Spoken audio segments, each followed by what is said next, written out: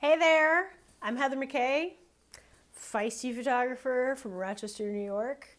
And today I just want to give you a little super fast tutorial. I mean, really, it's not even a tutorial. I just want to share the top things I've learned in 15 years of running a wedding photography business.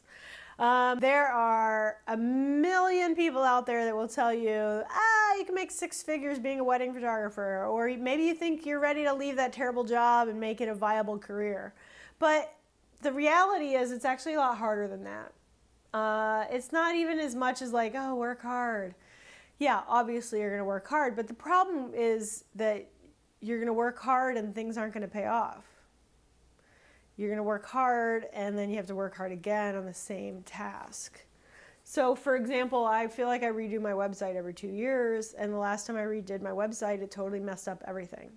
The first thing that I really grasped that helped me succeed was charge now, today, to the client that walks in your door today, charge now what you actually want to make in 18 months.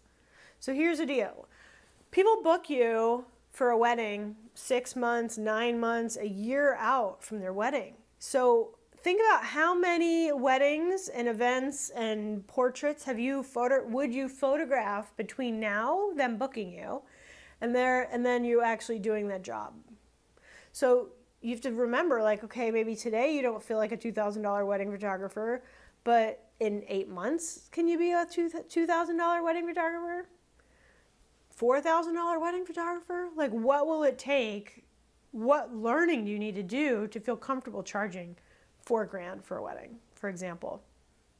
So that's one thing. Charge now what you want to make then, because by the time you do that wedding, you will have learned so much more. You will have streamlined so much more. You will have hopefully figured it all out. Another tip that I have for you today is